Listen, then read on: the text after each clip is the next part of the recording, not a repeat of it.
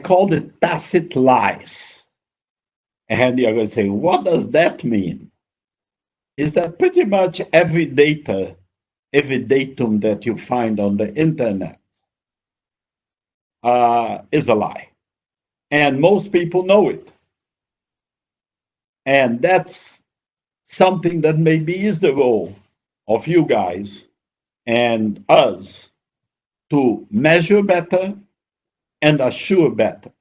I had an idea of 3, 4 more components to this presentation, but I realized I didn't have enough time for it. So I'm going to kind of talk more about a few things, etc. One more thing that just for you to get used to, or what I always have done in this course. I abolished using textbooks on this course maybe 20 years ago.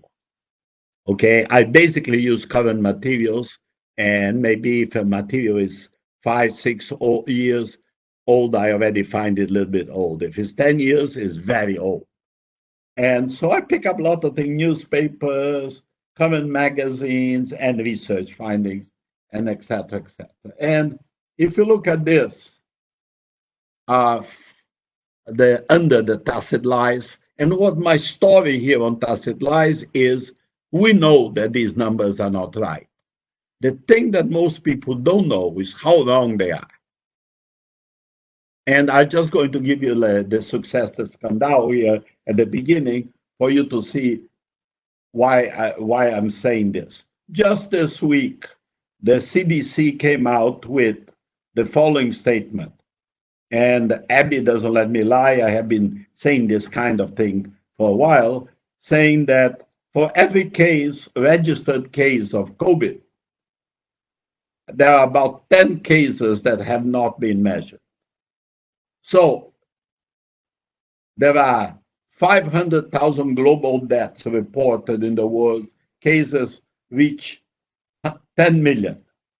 So if there are 10 cases for one recorded, we're talking about 100 million cases. It's pretty different from 10 million, correct?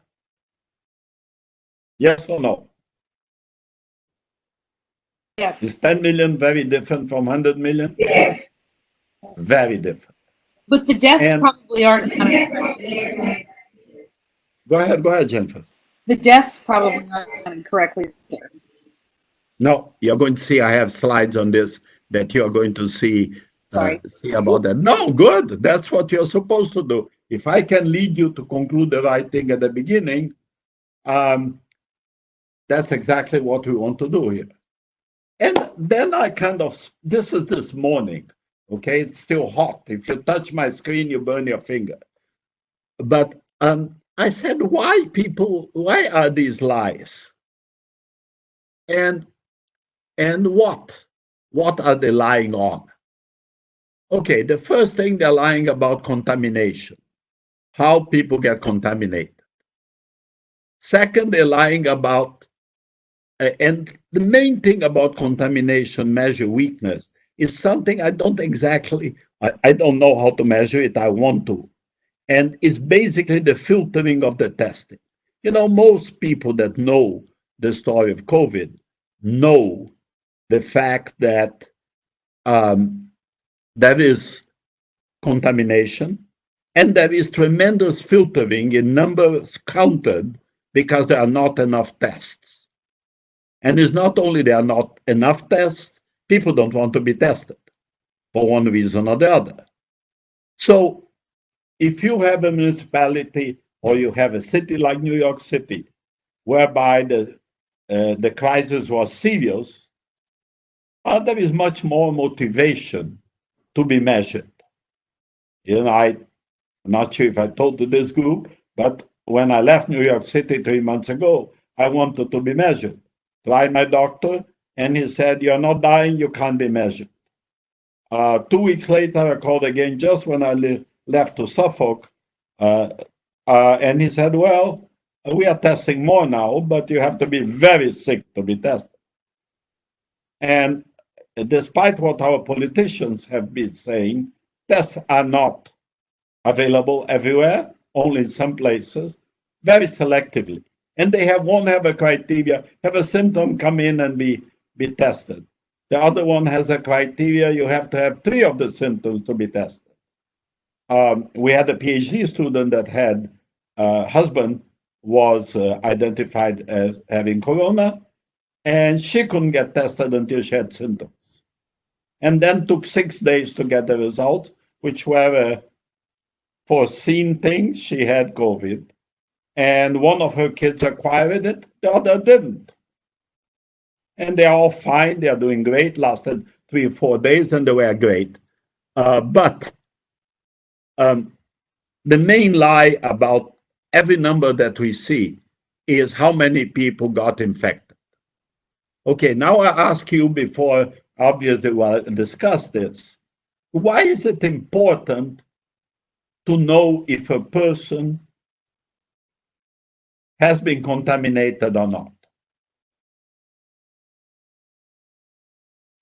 Michael Totora, why is it important? Can you repeat that one more time? Why is what important? Say that again, Michael, I didn't hear you. Can you repeat the question? I'm sorry.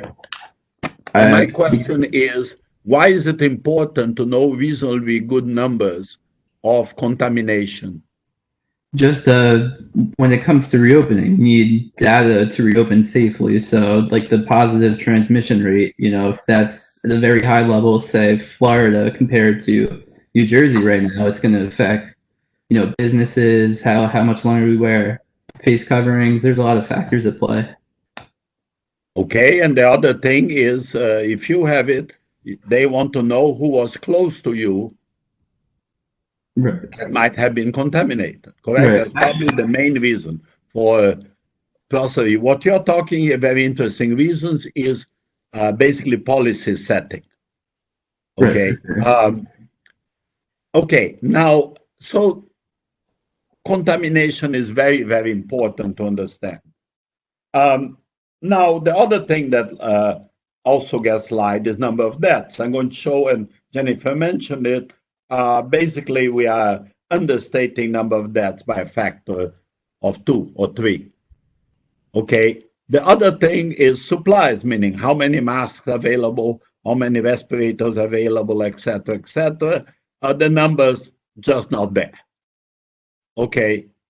And then you hear a lot about, well, the disease is over, we don't have to worry so much. We need to reopen the economy, etc., etc., etc., etc., because people don't want to say the real truth is that there is a trade-off between reopening the economy and making the crisis worse. So there is this political thing, and there is much more about why. It's not only political expediency. People understand the number. They don't understand this kind of multiply by 10 factor or something like that. And maybe they just are ignorant. And then there is a lot of appropriation of the issues for profit. Want to sell more masks, want to increase your prices, want to do all kinds of things. There's a lot of for-profit benefiting for it. So these are the basic reasons, at least that I interpreted. Okay, and now let's talk about we are accountants. Okay, what is our job? Nelly, what is our job in accounting? I'm going to open your microphone. Hi, Professor. Hello, class. Well, our job as accountants is to provide accurate information that helps management and stakeholders to make decisions regarding to whether to allocate their resources or not. Basically, that's the broad definition. A narrow definition, we're responsible for the financial statements and to comply with the country laws. So you are a very traditional person. I can see that. Okay, I have it here. What is our job? Measure economic events. We still use the double entry method formalized around 1492 by Fra Luca Pacioli. What did he do? He wrote a book called Summa Mathematica, and the book was basically a formalization of the methods that Venetian traders were using. think about that. What did they need in that? They needed to know inventory because they're buying and selling inventory. They needed to know where the inventory was. They needed, to a certain degree, know who owned the money and who they owned money. And by that time, businesses starting to be multi-owners. You would lend people, give money to people, and say, invest the money for me. I'm half owner of your business. So they need basically equity measurement. They needed debt. They needed cash, of course, measurement. And they needed inventory measurement. Logistics, a little bit, information. Now, today's business, what is the inventory that Google has? Not very much. Okay, and so that model doesn't apply very well. And I'm going to come back to that several times. Now, why did this idea of auditing came in? And I usually call it assurance because it's a bigger thing. It came because people were using other people's money, and there need to be some accountability on it. And when companies grew bigger, management wanted to know if they were not being lied to by their employees. And governments started wanting to know if you are paying the taxes that you should pay your tax. So this idea of validation, assurance, came in. Now in the security, during the Big Depression, what happened is that many businesses that were in the stock market actually did not exist. There was just someone that collected money for shares and ran with the money. Okay, but they lasted 2, 3, 4 years and keep getting more money and issuing statements of how much money they were making. So finally, if it was a public company receiving money from stockholders, at that moment, the law required people to be audited. And, you know, already Arthur Andersen already existed, and Ernst & Young, I think that time was Ernst & Ernst, existed too. So these firms, Deloitte, Haskins and Sells, I think was Deloitte at that time, existed. And they were needed. You know, people were hiring these companies to verify, even if there was not the law. But they started becoming part of the law. And actually, I'm going to tell you the end of the story, and then I'll keep coming back. And what actually happened is that progressively, the profession and legislator narrowed and narrowed and narrowed what they did. The CPA firms, exerting a lot of political pressure, started litigating a lot. And so they reduced their obligations by setting all kinds of standards. Remember, the FASB was for a while all public accountants. The PCOB, created reasonably recently, about half of the board members are public accountants. So they have a lot of dominance. The ICPA's American Institute of Certified Public Accountants, they set audit rules, and earlier they even set accounting rules. Okay, so the profession started closing and closing what they did, and progressively became too narrow for the good of society. But it continues being too narrow for the good of society, and this is something that we are going to discuss. Now I'm going to change totally the topic to show you a slide I already showed you in my magnificent work of art. Okay, and I could have drawn it prettier, but I didn't. Okay, and basically I just want to tell you the cycle again of maybe the evolution of the pandemic, for you to kind of think about this, because I want you to think about how do we measure this better, how we measure the phenomenon, how do we assure the phenomenon. So person is healthy. In the next day, he might be healthy, might not be healthy. He might have been in contact with someone that had the virus and acquired it. For about 2 or 3 days, he doesn't even know, he or she doesn't know that he is sick. And there was a reasonable number of people, now we know much more than before, that actually never will know that they have been contaminated. So we go at this decision tree. If you go down, you're healthy and continue healthy. On the other one, you are not healthy, but you might be non-symptomatic or symptomatic. If you are non-symptomatic, you're contaminating people at the beginning period, at the period that the disease is working in your body, and then progressively you become healthy again and you don't contaminate. Or now they are talking more about cases that don't heal very fast. Today was an article on New York Times. Now, if you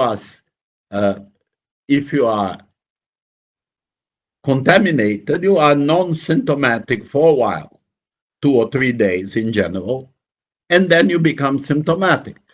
When you become symptomatic, you want to be tested.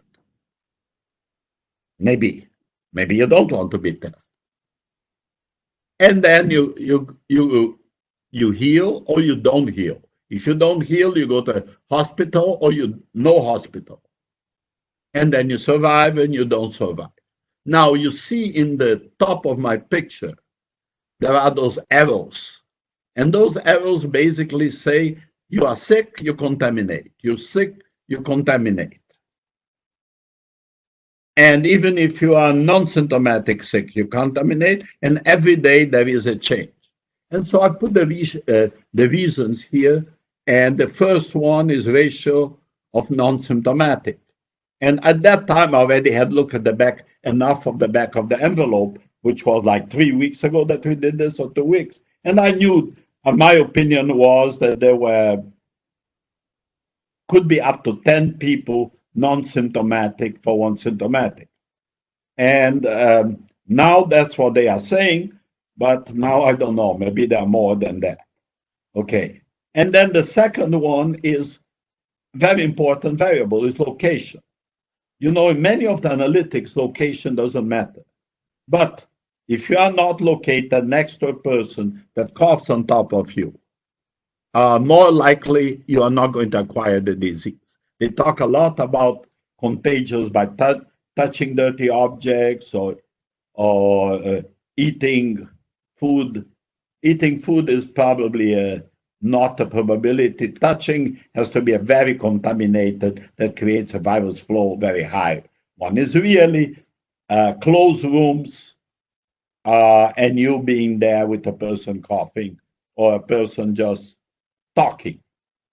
And that's now the question is, so the method of transition is mainly by saliva.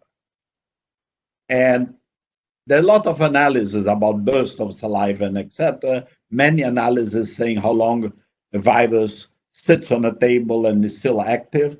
But there hasn't been a lot of analysis, very difficult to do, is what is the probability of someone sticking their hand on a table and getting corona. So that's not there.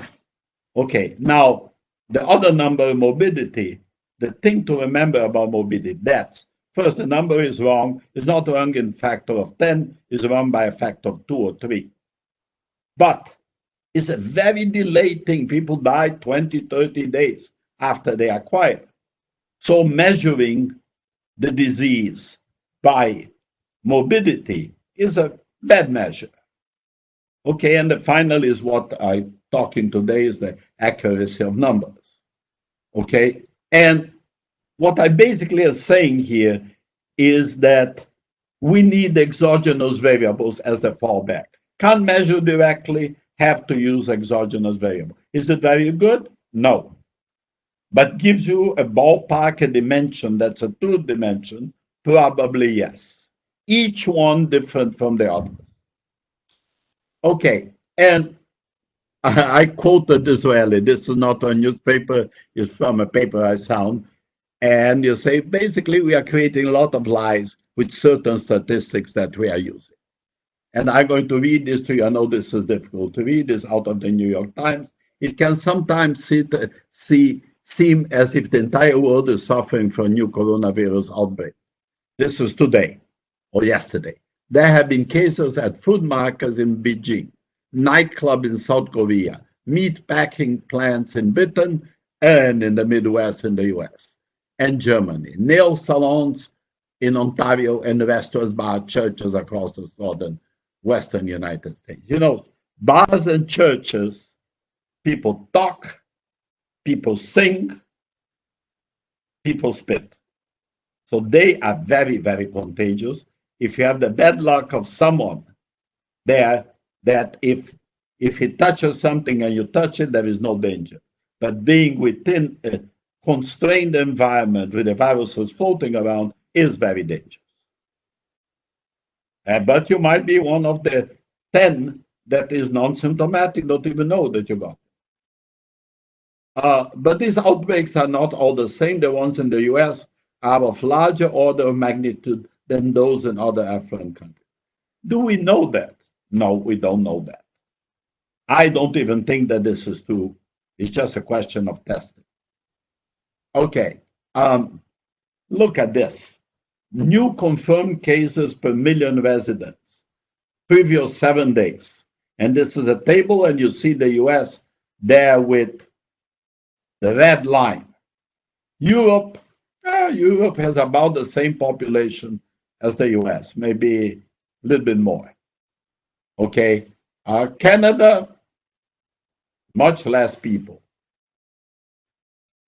And this has not been, this is the kind of lying or doing idiocy with statistics, comparing things that have not been normalized by population size makes very little sense.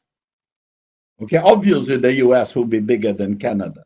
Canada in population is about the size of a large US state. Correct? Now, if you are talking about tacit lies, what is the factor that makes these numbers meaningless? Lack of normalization, but the worst is testing. You only have a confirmed number if there is testing. We don't know how much testing in some of these countries have. In other countries, you know very well. Okay, if you want to estimate how much testing there is in Korea, you can find out there is tremendous testing, tremendous social distancing, and they track. One of my PhD students, she's going to start in the fall. She just went back to Korea. Okay, she's going to have to report in every day for 14 days. All kind of tracking. If she is sick, they will know who was close to her. But Jennifer looking at that said, oh, where is her privacy? And then what I'm going to answer to that is, where is the welfare of the person next to her that got sick? So there are trade-offs. And there is a pile of articles talking about governments, particularly totalitarian governments, are taking advantage of the situation to reduce individual freedoms. Yeah, let's see. I don't know about that. Okay, and this is a couple of days ago, cases and deaths in New York State. And you can, in 7-day averages. So total cases, 382,000, deaths, 30,000. Wow, that's nearly 10% of the cases death. Big lie here, correct? Think about this. 30,000 to 382, we're talking about maybe 7.5%. Now you multiply by 10 the total cases. You have 3 million cases. 10% becomes 1%. You're capturing what I'm showing you here? So, but this is not going to be stay at this. Okay, and now it's in Portuguese. How is your Portuguese good here, Nelly? Puedes leer en portugués? I'm sorry, say that again. Speaking Spanish to you. Okay, I'll go translate. I'm just joking. Mundo interior. Mundo interior bateu no sé. Del domingo a marca de 500,000 muertes. There are 500,000 deaths for COVID-19.